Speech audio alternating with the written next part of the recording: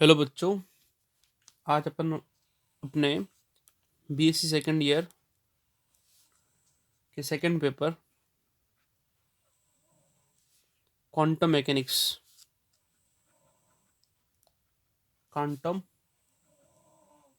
Mechanics and spectroscopy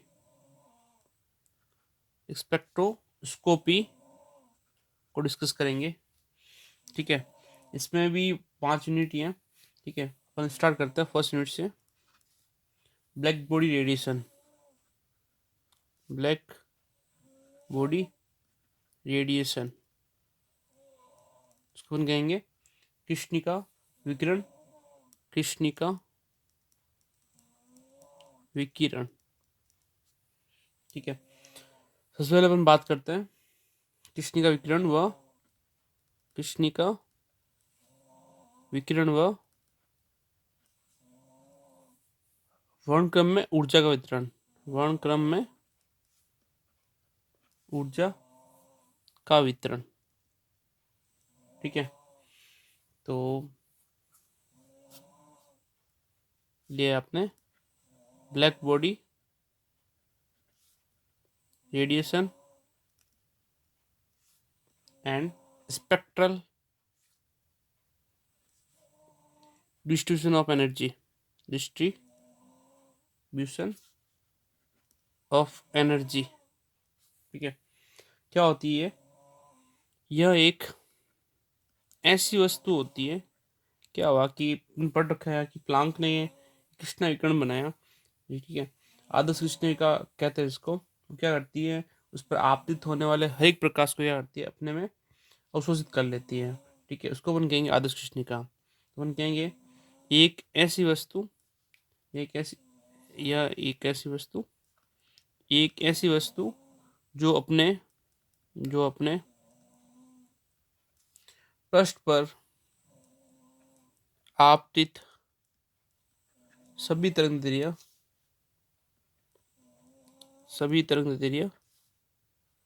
के विकिरणों को पूर्णतया अवशोषित कर लेती है उसे आदर्श कृष्णिका कहते हैं। ठीक है, अर्थात सभी तरंग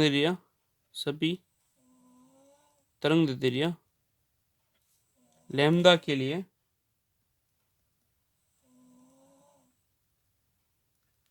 कृष्णिका के अवशोषण गुणांक का मान इकाई होता है। ठीक है, और इसके लिए अपने क्या किया, इसके लिए आदर्श कृष्णिका की कल्पना की। आदर्श कृष्णिका की कल्पना के लिए एक खोखला गोला लिया।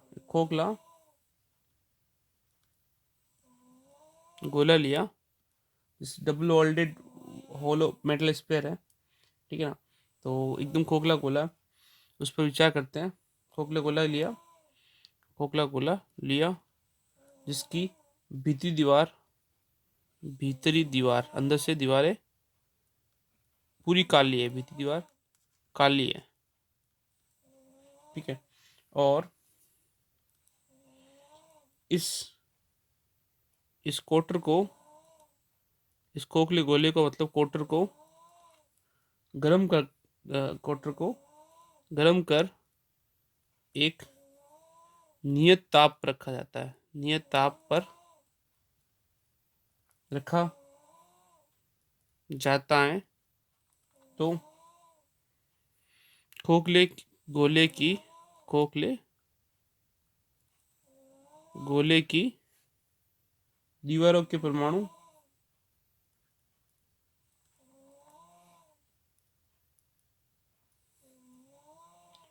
विद्युत चुंबकीय विकिरण, विद्युत चुंबकीय विकिरण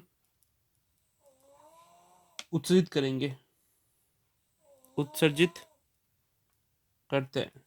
किस तरह से करते हैं? तो इस तरह से अपने पास में ये खोखला गोला है, इसको अपन ने कुछ इस तरह से बनाया कि इसकी जो भीतरी दीवार है, ठीक है ना, वो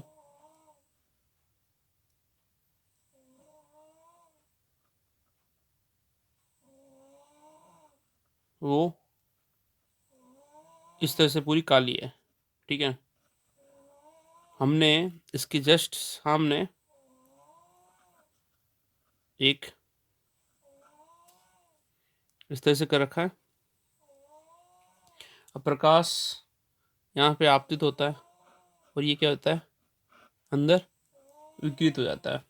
वापस आपतित प्रकाश पूरा पूरा शोषित हो जाता है, यहाँ बाहर बिल्कुल नहीं निकलता है, ठीक है। तो अपन कह रहे हैं कि जो जब प्रकाश को या जब उष्मा को जब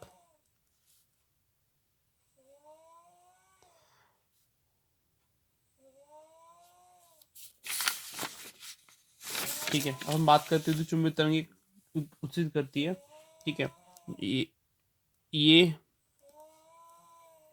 भीतर की दीवारों पर पूर्ण रूप से या आंशिक रूप से अवशोषित अथवा परावर्तित हो जाती है, परावर्तित होती रहती हैं, ठीक है। अतः संपूर्ण खोखला गोला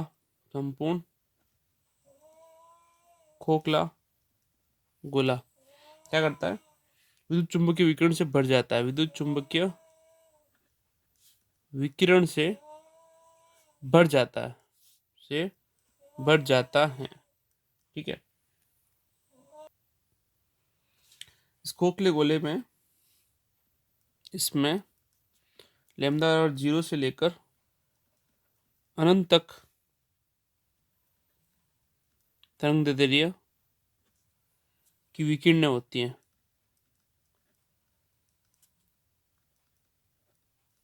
ठीक है।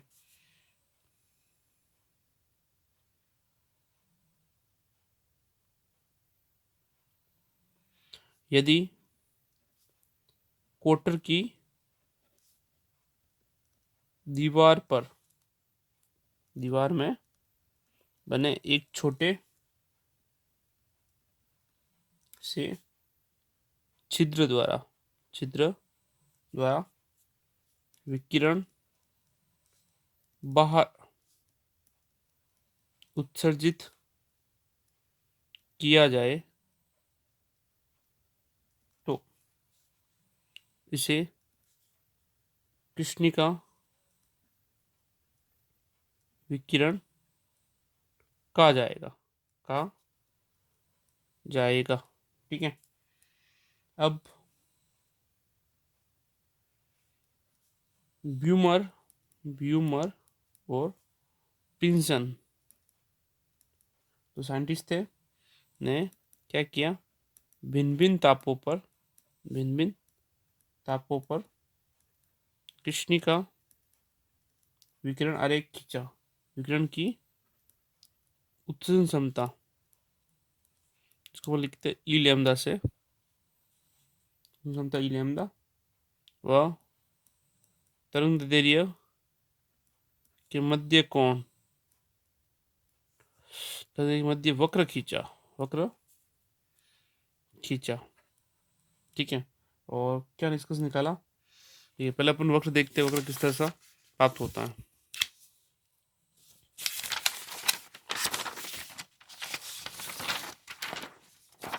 ये वक्र अपने पहले भी देख रखा है, अगर ई लैम्डा और तरंग दैर्ध्य के साथ वक्र खींचा जाए ये कुछ इस तरह से प्राप्त होगा।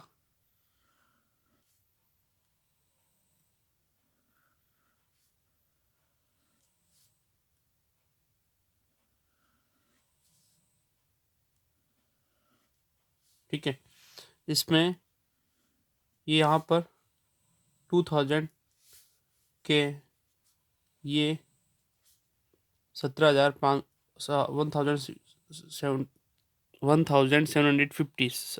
1750 केल्विन है।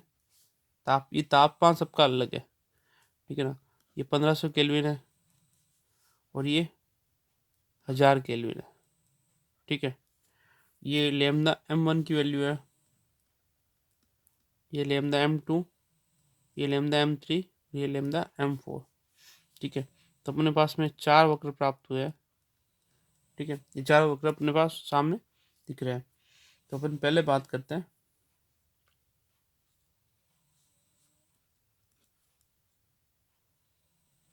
ऊर्जा वितरण का। जो वक्र होता है, वितरण का वक्र, वह सतत होता है, सतत होता है, ठीक है।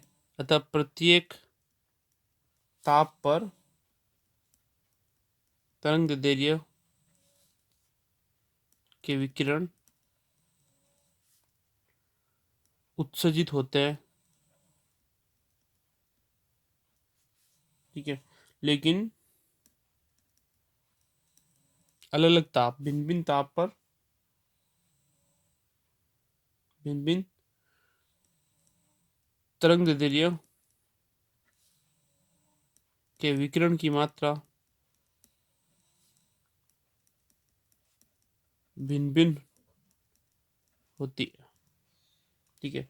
यहाँ पे ये सब अलग अलग तापमान है। ये 100 केल्विन पे है, नहीं 1000 केल्विन पे है, ये 1500 केल्विन पे है, ये 17,000 1750 केल्विन पे है, ये 2000 केल्विन पे है, ठीक है। तो इस तरह से सब तापमान पर क्या होगा, विकिरण की मात्रा भी क्या रहेगी, भिन्न भिन्न रहेगी।